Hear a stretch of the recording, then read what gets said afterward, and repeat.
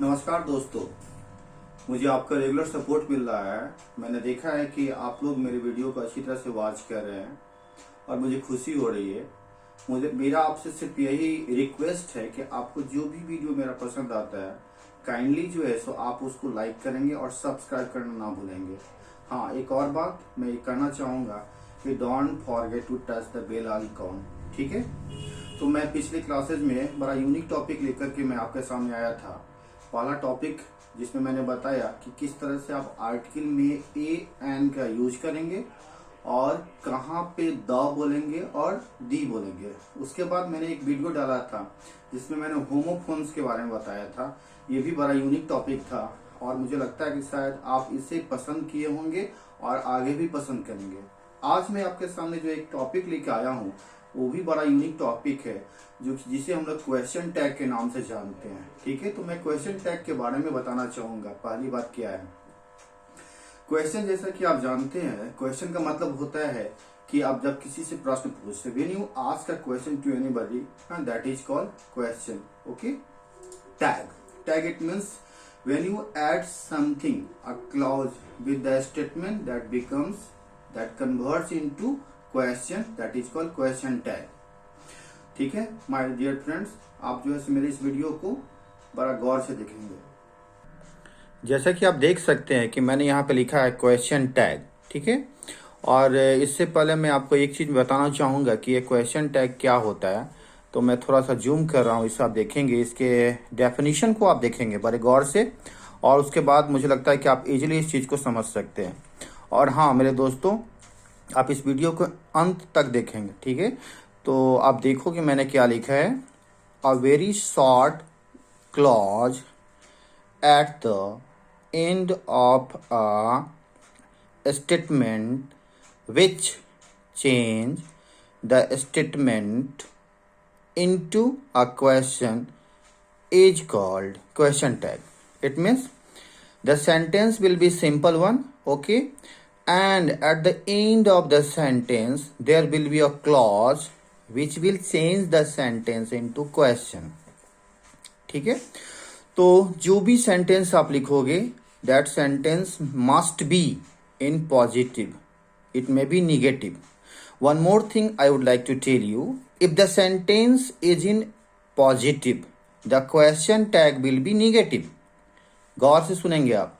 अगर आपका statement positive में है तो उसका क्वेश्चन टैग निगेटिव में बन जाएगा। ठीक है। और अगर आपका स्टेटमेंट जो है वह निगेटिव में है तो आपका क्वेश्चन टैग जो क्रिएट होगा वो पॉजिटिव होगा। ठीक है।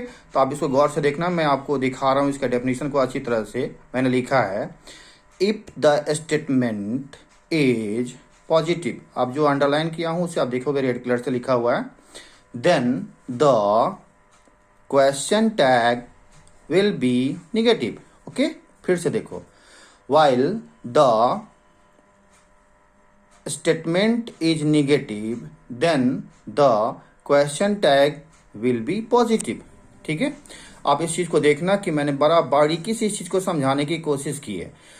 तो इसके लिए सबसे पहले आपको क्या करना है कि जो भी वर्ब होता है उसका निगेटिव जो बनाते हो उसको शॉर्ट फॉर्म कहा जाता है, short word, just like are not, aren't, is not, isn't. ठीक है। was not, wasn't, were not, weren't, do not, don't, does not, doesn't, did not, didn't, cannot, can't, could not, couldn't, shall not, shan't, shall not, shan't, not shalln't। तो shan't का spelling क्या होगा? SHAN apostrophe T। Okay.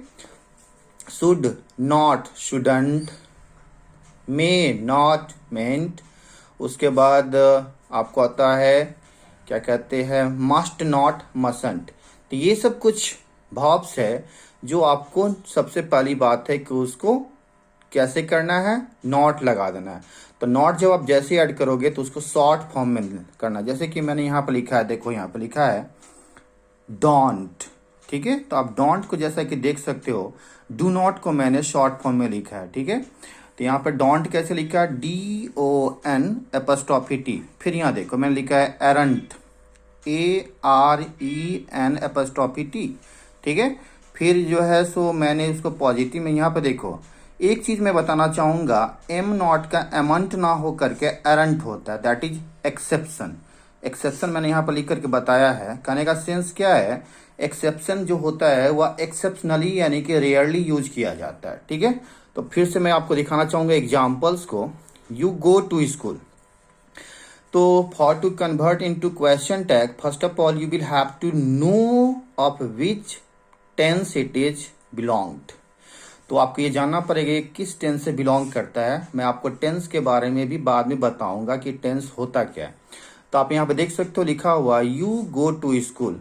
यहाँ पे you go to school का मतलब हुआ ये सिंपल प्रेजेंट टेंस है। आप अगर पढ़े हो तो आपको समझ में आ जाएगा। यहाँ पे यू जो है वो सब्जेक्ट है, गो वर्ब 1, स्कूल ये आपका क्या हो गया, कॉम्प्लीमेंट हो गया। तो जब कभी भी सब्जेक्ट प्लस वर्ब 1 होता है तो कहीं भी तो इसको हम लोग वर्ब 1 और वर्ब 5 ऑल्सो, तो इसे हम लोग सिंपल प्रेजेंट टेंस में रखते हैं। अब ये जानना है कि सिंपल प्रेजेंट टेंस में कौन सा वर्ब निगेटिव में और इंट्रोगेटिव में यूज करते हैं। तो निगेटिव में सिंपल प्रेजेंट टेंस में 2 वर्ड आता है, जैसा कि जिसको हम लोग डू कहते हैं, दूसरा डज कहते हैं, ठीक है। Do is used with the plural subject, does is used with the singular subject. Do जहां कहीं भी प्लूरल सब्जेक्ट यानी कि प्लूरल क्या हुआ, मोर देन 1 पर्सन, ठीक है। और डजंट का यूज करते हैं ओनली विथ 1 पर्सन, ओके। तो आप इजली समझ सकते हो। अगर सिंपल पास्ट होगा तो डिड लगा देंगे, नेगेटिव या इंट्रोगेटिव में लगता है। तो यहाँ पे मैंने लिखा है you go to school, since it is simple present tense, for this reason here it is written don't you, okay. मैं इसको फिर से दिखाता हूँ, पूरे सेंटेंस को दिखा रहा हूँ। यू गो टू स्कूल जिसको मैंने लिखा है don't you. Next come the second sentence, you are a good person. अब यहाँ पे हेल्पिंग वर्ब कौन सा है, ऊपर में हेल्पिंग वर्ब नहीं था, जिस कारण से मैंने डोंट जो कि सिंपल प्रेजेंट टेंस में यूज होता है डू या डज, इस कारण से मैंने लिया है। You singular as well as plural, but you के साथ हमेशा डू का यूज करते हैं। In the second sentence already helping verb is given, you are a good person, okay. तो बड़ा सिंपल है, जब हेल्पिंग वर्ब ऑलरेडी दिया रहेगा तो उसमें आराम से उसके साथ नोट लगा करके जो सब्जेक्ट रहेगा उसको पुट कर देंगे। तो यहाँ पे मैंने लिखा है you are a good person aren't you, बड़ा इजी है। तीसरा है she does not listen to me. इसको बताने से पहले मैंने आपको यहाँ पे बताया था कि अगर पॉजिटिव होगा तो निगेटिव में चेंज हो जाएगा, निगेटिव होगा तो पॉजिटिव क्वेश्चन टैग बनेगा। तो यहाँ पे देखो ऑलरेडी ये निगेटिव में है तो इसका मैं पॉजिटिव बना दूंगा, ठीक है। तो देख लेते हैं, आप लोग भी इसे देखना गौर से मेरे दोस्तों। She does not listen to me, already not is mentioned, so we will not repeat the word not, so here will be does she, okay. Next one, the king was not angry, okay. The king was not angry, यहाँ पर भी not already लगा हुआ है, इसका answer फिर से हम लोग नॉट को रिपीट नहीं करेंगे। एक और चीज यहाँ पे आ रहा है, ठीक है। तो आप देखो यहाँ पे किंग जो है दैट इज नाउन, तो हम लोग जब कभी भी क्वेश्चन टैग बनाते हैं तो उसमें जो है नाउन को रिपीट नहीं किया जाता है। तो जब नाउन को रिपीट नहीं करेंगे तो क्या करेंगे, उसके लिए हम लोग पार्टिकुलर प्रोनाउन का यूज करेंगे, ठीक है। तो यहाँ पर सिंगुलर सब्जेक्ट है द किंग, इस कारण से मैंने यहाँ पर लिखा है वाज ही। वाज ही क्यों, वाजंट ही क्यों नहीं लिखा, बिकॉज यहाँ पे नॉट ऑलरेडी लगा हुआ है, ठीक है। अब अगला देखते हैं, I am going to market, ठीक है।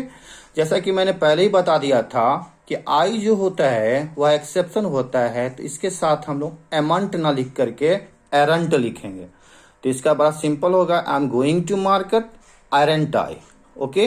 Let's see, I am not going to market. लेकिन एक चीज और, जब वहां पे नॉट लग जाएगा तो फिर आर आई ना लिख करके एम आई लिखेंगे, ठीक है। तो मुझे लगता है कि आप इस चीज को बड़ा गहराई से देखे होंगे और इस चीज को बड़ा गहराई से समझने की कोशिश भी किए होंगे, ठीक है माय फ्रेंड्स।